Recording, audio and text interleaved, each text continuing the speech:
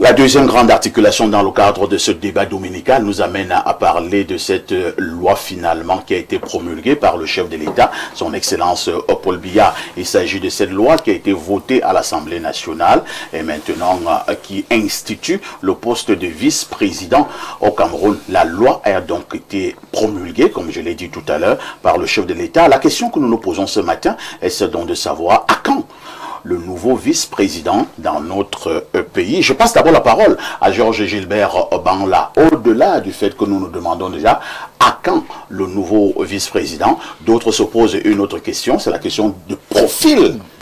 Qui devrait ou qui peut être vice-président de la République du Cameroun?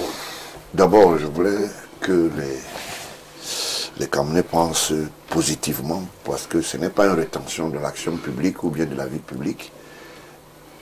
Ce poste revient à la famille de Paul Biya. Ah bon? Non, je vous dis pourquoi. C'est constitutionnel? Laissez-moi parler. D'accord. Allez-y, Georges Gilbert Banla. Je suis ici pour défendre les intérêts de notre famille aussi. Et il est indiqué ici que comme il a le moyen de désigner, il va désigner un de ses enfants. C'est comme ça que ça va se passer. Les gens qui ont les dossiers au TCS, les gens qui sont liés au détournement, les imposteurs doivent se rafraîchir. Il n'y a pas d'anglophonie et de francophonie pour ce cas-ci. Parce que les petits malins, je veux faire un tir ici. Alors, la famille présidentielle doit bénéficier seulement des embrouillements. On encourage les autres à être aux affaires. Donnez-moi le nom d'un seul membre de la famille, avant même quand je ne dis pas ceux qui sont mitoyens. Ça veut dire que donnez-moi seulement un seul qui est ministre. Un seul nom. Il n'y en a pas. Alors donc, c'est une famille qui doit être entre l'Église et le boostage des autres citoyens. Je vous le dis, pourquoi? Parce que il faut que cette fois-ci, qu'on comprenne que la chefferie, Bantou dit, le chef cède à son fils. Le Cameroun, c'est une chefferie? Non, laissez-moi parler. J'ai dit Bantou. Je parle bien. Maintenant, si les gens attendent que ça serait une histoire qui va aller ailleurs, chez le voisin, moi, en tant que fils aîné du chef de l'État, je le lui dis. Ça serait un très grand risque d'être dans un pays là où l'imposture est devenue légale. Les foyers d'hostilité. Le pape, à peine, il était encore dans l'avion, il y a déjà les cadavres. Ça veut dire que les gens n'ont pas compris pourquoi le pape est arrivé au Cameroun. Il faut que l'État soit fort et sécurisé. Et je le dis ici, en ce moment, pour aider Soulé, la première dame et son mari sont en train de regarder l'émission. Ah bon? Je le dis ici, mon père ne fera jamais cette erreur. J'ai dit, le pape, quand il a entré dans l'avion, il y avait déjà des morts. À l'aéroport encore, il y avait déjà des morts. Donc ça veut dire que l'incivisme va continuer. Les gens pensent que la République doit être une République d'hostilité. Comme la loi a été votée, c'est un pays qui doit respecter la rigueur institutionnelle. Mais cette fois-ci, ça va rester dans la maison. Et il y a ce qu'on appelle les profils de compétences, si vous en avez. Moi qui suis ici, j'ai les états de service, j'ai travaillé plus de 40 ans avec l'administration. Quelqu'un m'a posé la question ici, quel est le poste que vous avez? Mais moi j'ai posé des actes en tant que citoyen, et ces actes ont été pris en compte dans la vie d'utilité publique. Donc, que les gens veulent ou pas, quand je me retrouve dans le Nozo, c'est aussi le fils de Paul Biya, et c'est une mission aussi. Donc ça veut dire que je travaille aussi pour le compte de l'État. Il est question ici de comprendre que ça va rester dans la famille. Même si vous allez faire le maraboutage, comme le président du parti joueur a dit, comme il y a le vaudou que vous faites au quartier là, vous restez chez les marabouts, les Indiens sont dans les hôtels partout avec les fils rouges et tout ça. Rien ne va passer. Je vous le dis, je parle face à la caméra. Ça va rester dans votre famille. Et je le dis, le président de la République ne peut pas omettre de mettre la vie des Camerounais en jeu parce qu'il y a des petits malins qui veulent. On a eu déjà plus de 3 coups d'État ici. 2 coups d'État scientifiques, je le dis, 2 coups d'État scientifiques et un coup d'État visible, tout le monde a vu. Donc, je dis, à peine le pape a pris l'avion, on a commencé à dire, bon, attendez, alors on va vous montrer. Mais on a dit que, laissez-moi chuter. Oui, et non, je voulais vous relancer. Hein. Okay. Je voulais vous relancer en vous posant la question. Ouais. Donc, nous pouvons nous lever comme ça dans les prochains jours, et on apprend que Georges Gilbert Banla a été nommé par le chef de l'État vice-président du Cameroun. Ça vous étonne, monsieur Haïti? Vous connaissez l'état du service? Non, moi je veux... Ça vous étonne? 40 ans d'utilité publique? Est-ce que vous estimez que quelqu'un qui connaît le Cameroun comme moi qui est assis ici sous les... On a commencé au bas de la passerelle. Il ne faut pas qu'il joue au malin ici. D'accord? Donc il sait. On se regarde dans les yeux, non? Donc il sait que ce monsieur peut. Et j'aurais besoin de votre concours qu'on puisse aller ensemble. Qu'est-ce qui est mauvais là-dedans? Donc vous estimez qu'on va aller choisir un Bakoundou ou bien un Tika pour aller mettre là-bas? D'accord. Au niveau de la diplomatie, j'ai une assise. Donc ça veut dire que je n'ai pas un problème de gérer seul.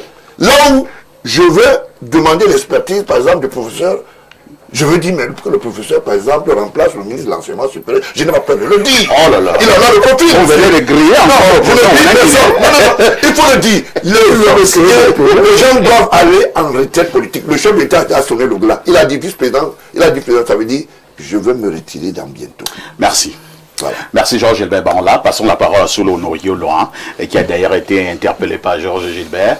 Georges Gilbert, Soulo Noriolo, le président a donc promulgué cette loi tant attendue au moment où le pape était encore au Cameroun. Nous revenons sur cette grande décision du chef de l'État.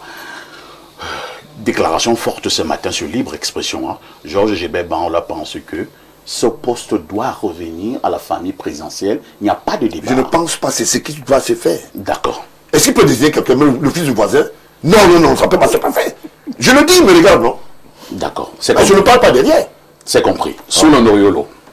Vous savez, on ne sait jamais ce que l'avenir nous réserve.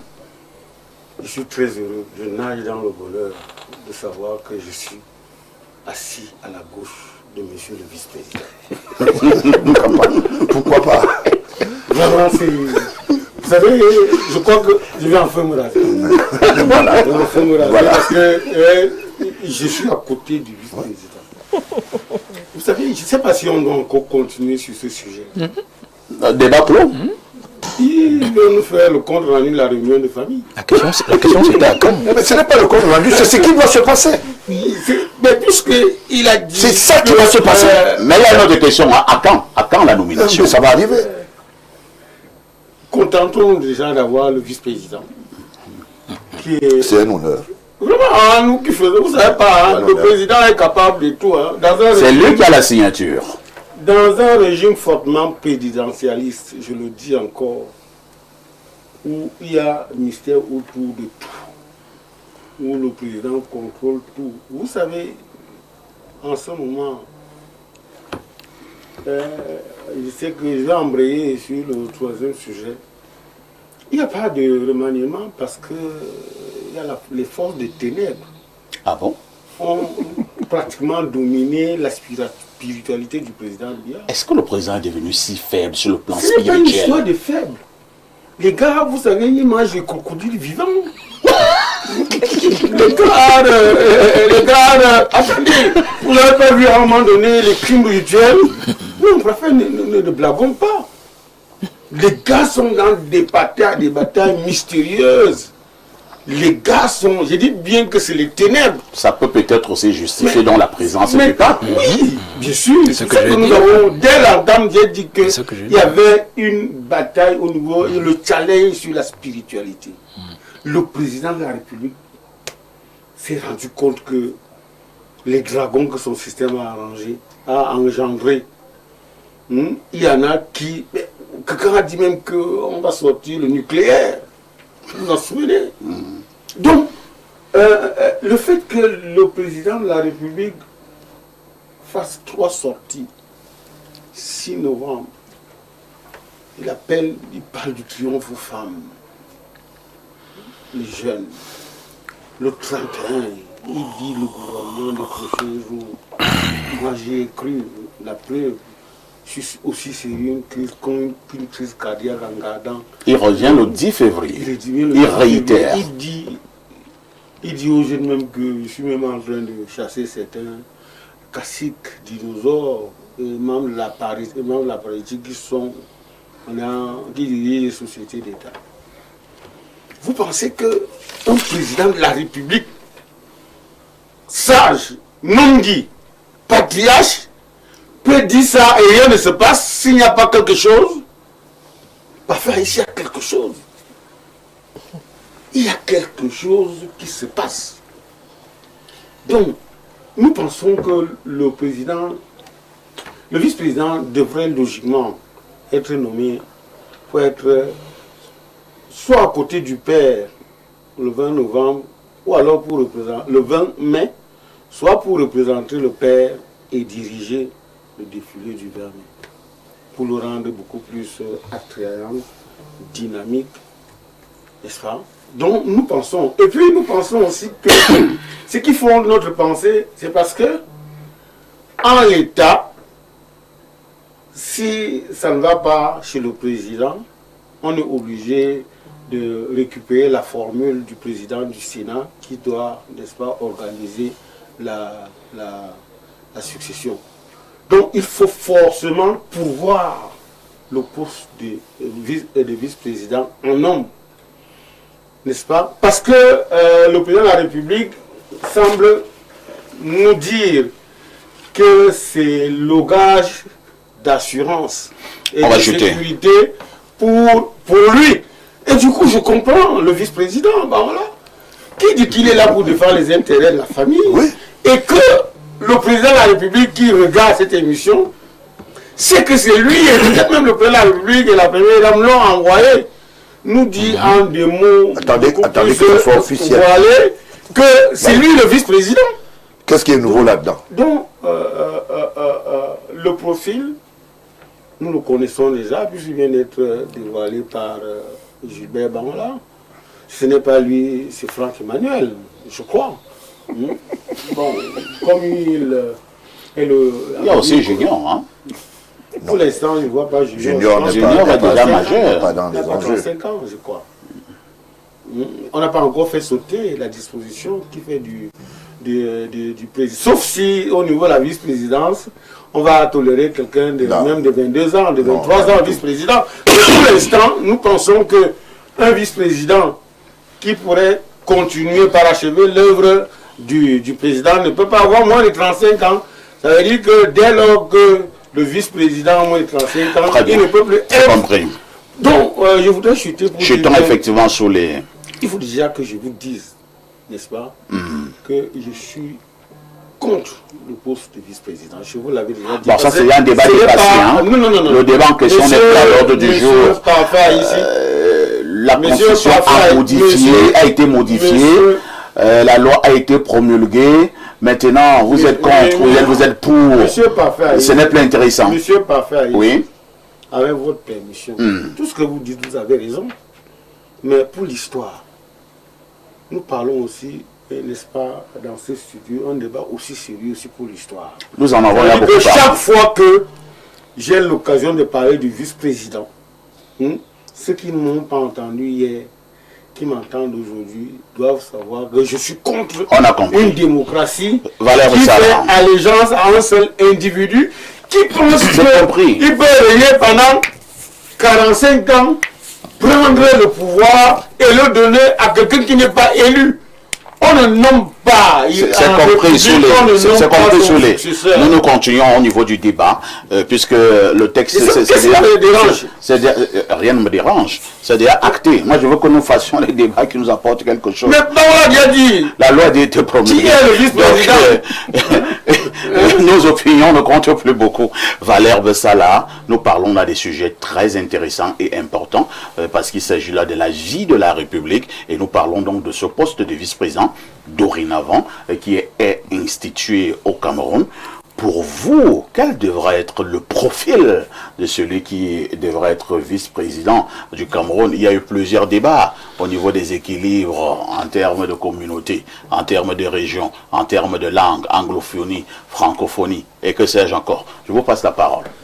Alors, votre question m'amène à prendre souche dans le propos de l'autoproclamé sur le plateau, à ce poste-là, l'aîné Gilbert Bangola. Vous avez dit le profil. Alors, je ne voulais pas entrer dans cette logique, je ne l'aime pas beaucoup, la logique famille présidentielle, mais je crois qu'il nous a ouvert la fenêtre. Je vais entrer par la porte, je ne vais pas faire des fractions. Alors, cherchons le profil d'abord dans sa famille, puisqu'il a dit que c'est sa famille qui doit avoir le profil. C'est lui l'aîné. Lui-même, il est là. C'est pas comme si on parlait dans son dos. Bon, moi, je ne sais pas. S'il pense qu'il a le profil, M. Gilbert lui-même, il nous dira ses faits d'armes. Il a dirigé, il a piloté, il a eu des résultats, et on a vu. Bon, je ne veux pas qu'il me ramène son affaire de j'étais dans le nozo, j'ai marché, j'ai dit à papa, j'ai dit ceci. Donc, il est disqualifié. Ah bon? Son petit frère, Franck Emmanuel Biya, il a dirigé où? On l'a responsabilisé quand? Les gens m'ont dit même qu'il a un décret jamais publié, conseiller spécial de son Alors, père, pour vous, pour être chef de l'État, il faut sortir de l'écurie ou bien de la sémence administrative. Mais c'est très grave ce que vous dites là. C'est très grave ce que vous dites là. Ça veut dire simplement que pour vous, il va falloir que le fonctionnariat continue à s'installer sur les strapontins présidentiels. Mais c'est très grave. Si vous le dites, je ne voulais pas vous arracher la parole pour vous dire simplement, vous avez indiqué tout à l'heure que je suis tout au contraire, les Camerounais ont sorti d'ici. Ça, je vous l'apprends. En diplomatie, il y a ce qu'on appelle la deux configurations. Il y a la configuration officielle et officieuse. Moi, je travaille avec l'État il y a plus de 40 ans. Je suis le disciple de la discrétion et je suis quelqu'un qui a eu un matricule, si vous n'êtes pas au courant de ça. Je parle très peu. Et quand je parle très peu, je m'apaisantis sur des faits. Pour dire, je suis le seul Camerounais aujourd'hui, à mon âge, qui a écrit son nom sur un certain nombre de choses en prenant sa vie au risque et péril pour que vous soyez sous-préfet ou préfet. Ça, il faut le retenir. Votre patron, à Tangandi, qui est là, il sait de quoi je parle. J'ai travaillé dans le service de renseignement général avec Fauchivé. C'est ce que vous voulez savoir. J'ai travaillé avec la DGRO. Ce que vous voulez savoir, j'ai travaillé avec des services extérieurs. J'ai un matricule. Et à l'époque de Ounandouxa, je ne parle pas avec la bouche. Moi, je ne suis pas là pour décrire un certain nombre de choses. Hein. On vous a recruté en tant que roi? Non, mais attendez. Comme vous avez un matricule? Non, j'ai un matricule, ça reste dans la confidence, dans mes services, c'est tout. Un point très. Retenez ça. Il fallait juste qu'on vous attribue un matricule. Non, c'est pas ça. Mais pour gagner de l'argent, il faut que vous ayez ce qu'on appelle soit une contractualisation, soit vous soyez agent de l'État, ou vous soyez fonctionnaire. C'est ça pourquoi je vous le dis. Okay. Donc, si je vous le dis, c'est pour apporter un enseignement. Cette fois-ci, vous avez trop fait. Vos enfants ont été trop aux affaires. Je le dis ici, que vous voulez ou pas, vous allez consommer cette pilule. Le chef de l'État, le vice-premier ministre, le président de la République va choisir un de ses enfants. Et je vous donne même l'indication. Si vous estimez qu'il n'y en a pas, je vais vous donner l'indication. Nous sommes dans cette famille, il y a un fils adoptif et 3 enfants légitimes. Je peux vous donner les noms. Baola, Brenda, Junior. Il y a un seul enfant adoptif, Franck Bia. Il est à Konolinga. Arrêtez vos histoires là. Non, donc, vous dites des choses très graves là. Non, je pense ça sur mon dos. Fils adoptif, ça veut dire quoi? Parce que là, moi, j'ai perdu. Fils adoptif, ça veut dire qu'il n'est pas récurrent d'une initiative biologique ou bien utérine. Non, il faut faire très attention, Georges Gilbert. Je sais ce que je dis. Ce sont des déclarations très graves. Est-ce que vous pouvez le démontrer? Non, je le démontre. Je le démontre. Vous avez fait des tests d'ADN? Vous avez fait des tests d'ADN? C'est maintenant que vous connaissez ça. Non, je le dis depuis 40 ans. Ça c'est rien. Je voulais dire quelque chose. Hein. La tricherie est finie. Laissez-nous tranquilles, vraiment. Oui, on a trop manipulé cette famille où on nous sépare avec des mots, on nous sépare avec un certain nombre de choses. Est-ce que vous savez... Laissez-nous tranquilles. Georges Gilbert, que répondez-vous aussi à ceux qui pensent que vous-même, on met des doutes sur la paternité? Même si vous mettez les doutes, changez aussi ma configuration physique. Allez mettre ça dans une clinique. Vous faites des tests ADN. Il y a 2 enfants qui ressemblent pour dire comme moi. Vous pensez même il dit Benzi. Vous ne voulez pas dire qu'on déranger les gens tous les jours. Lui-même, dans une émission à Canal 2, il est venu à tester ça. Maintenant, il dit que je suis hors jeu. Petit frère, aligne-toi. Valère Sala, vous prenez la parole. Non, c'est Valère qui a la parole. C'est ça. Mais quand lui prend la parole... je vais demander la permission. Je vais demander la permission. Valère, vous voulez plus parler? Qu'il finisse. Allez-y, Valère, allez-y. Vous avez invité le vice-président pour monopoliser la parole. Bon, l'aîné, on la connaît, il connaît tout l'estime que j'ai pour lui. Mais oui, mais là, je fais le job. Hein. Je fais le job, il faut rester objectif. Oui. Alors, moi, j'étais sur son petit frère. Moi, je ne distingue pas qui est le fils de l'État. Il faut qu'il y ait les distinguos. C'est ça qui crée les confusions. Alors, le petit frère... J'ai l'impression que dans votre famille, là, vous avez encore trop de problèmes. On n'a aucun problème. Il y a les imposteurs, il y a les imposteurs. Tu es en train de régner.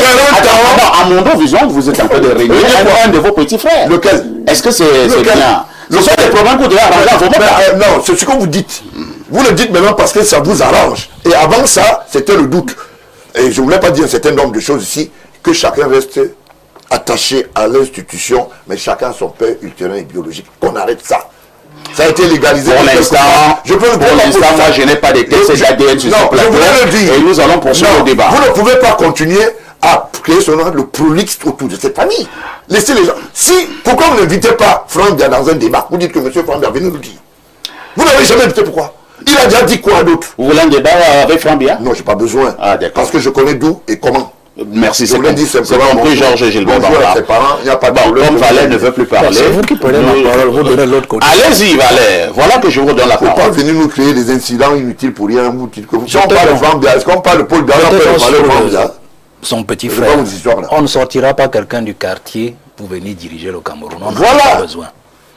Maintenant, moi je laisse les cadets. Vraiment, c'est pas important le débat sur leurs cadets. Mais il y a un autre là. Il y a un autre là. Que votre belle-mère habille et met en cravate tout le temps. Son nom sort dans la SNH, sort dans les C-Stars et tout de suite. C'est votre demi-frère ou je sais pas, votre frère par alliance. Bon bref, on s'est compris. Non, ne me dites pas, donnez le nom. C'est un Franck R, je crois. Donnez le nom. Franck R, je crois. D'accord, ok. Si c'est ça... Non, je suis dans l'analyse de votre famille. Vous avez dit famille présidentielle. Le débat n'est pas entre vous et moi. Le débat n'est pas entre vous et moi. Voilà. J'ai dit, mon analyse commence donc dans la fenêtre que vous avez ouverte, la famille présidentielle. Hein, monsieur le présentateur? Je veux donc finir par ceux qui sont les plus importants. J'ai choisi les plus importants. Et c'est cela donc que je dis, qu'on n'arrive pas à la place de Paul Biya sans avoir fait un parcours. Il ne s'agit pas d'école. Il s'agit de l'exercice du pouvoir. Vous comprenez? Très bien. Il s'agit de tenir un pan. Il s'agit de tenir un pan institutionnel, l'exercer, faire ses preuves. Alors, je conclue rapidement, et dans la famille, apparemment, ça crée trop de problèmes. Vous êtes tous disqualifiés de la famille présidentielle. Donc, ça veut dire simplement que vous... Alors, je sors, si je sors dans le... Si je sors... Ça fait rire, je sors, mais voilà quelqu'un qui n'aime pas beaucoup mes enfants. Voilà, ça se voit. Si je sors... Et vous qui ignorez que je serai vice-président, vous allez voir, vous allez vous soumettre. Si je sors de là...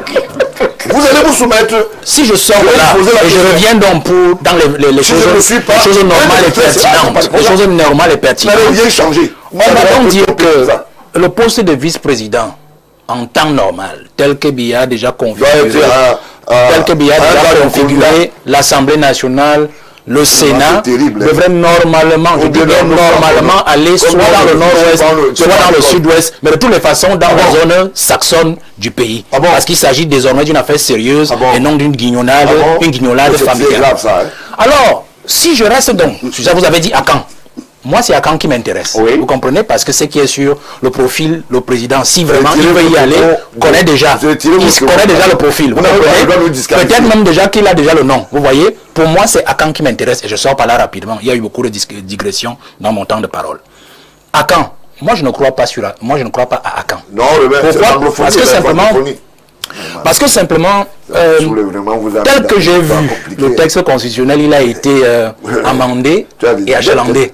Monsieur le présentateur, j'ai compris que le président de la République, certes, on lui a introduit cette idée du vice-président parce que pour lui, il fallait qu'il se repose, qu'il ait quelqu'un qui fasse le travail, pendant que lui, il se repose, on comprend son âge. Mais ceux qui l'ont amené à cela ont introduit dans le texte constitutionnel des petits ingrédients de blocage. Je commence d'abord par les blocages administratifs. Prenons le SGPR. Un vice-président suppose que le SGPR, ses pouvoirs seront diminués. Il n'aura plus la même prégnance avec les hautes institutions, ainsi de suite, c'est clair. Alors, il n'a pas intérêt à ce que ce poste arrive. Pourquoi? Même si la stratégie était qu'on appelle le président à adopter comme un poste de vice-président. Ça, c'est bien. De deux, c'est que, regardez ce qu'on a fait, par exemple, au Sénat. Au Sénat, je crois qu'on a mis une dame qui est de l'Est. Je parle sur le compteur de Soulé. Qui est de Soulé. Donc, le président croit contrôler à travers peut-être le petit frère de Gilbert, le président du Sénat, et même aussi lui-même, parce que c'est son fils, c'est aussi le fils du président, le président du Sénat, mais ils ont mis un adjoint, le premier vice-président, qui est une femme. C'est une dame. Une dame, voilà, qui est de l'Est. Alors, vous vous imaginez peut-être ce qui peut se passer. Oh, le président est déjà assez âgé.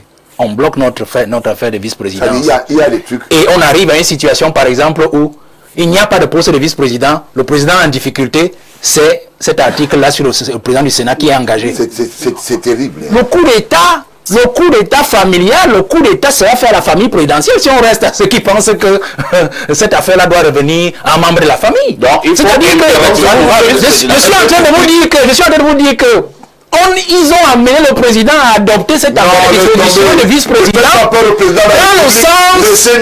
le sens de l'amener plutôt de l'indisposer, c'est-à-dire que mettre tous ces gens de côté. Non, ça peut pas être ça. Donc, ils bloquent désormais le poste de vice-président parce que ça, je crois qu'on a déjà même commencé cette affaire-là. Personne d'entre eux ne voudra quitter son poste parce qu'effectivement, cette affaire-là ne va pas les arranger. Pourquoi? Il est clair que, et lui-même il a dit, c'est-à-dire tous ceux qui ont haché les caisses publiques, ainsi de suite, c'est le vice-président qui viendra régler ce problème. Vous croyez que eux, ils peuvent accepter qu'un vice-président, quelqu'un qui ne contrôle pas, et que lui vient faire le travail à la place de Paul Biya, ils vont le bloquer.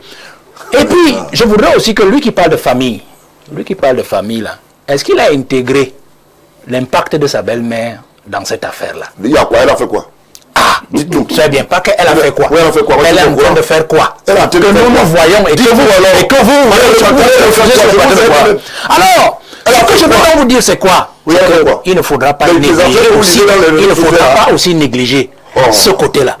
Je vais d'abord m'arrêter là, on peut continuer. Je crois que merci. Elle n'a jamais rien fait, vous l'avez bien dit. Merci.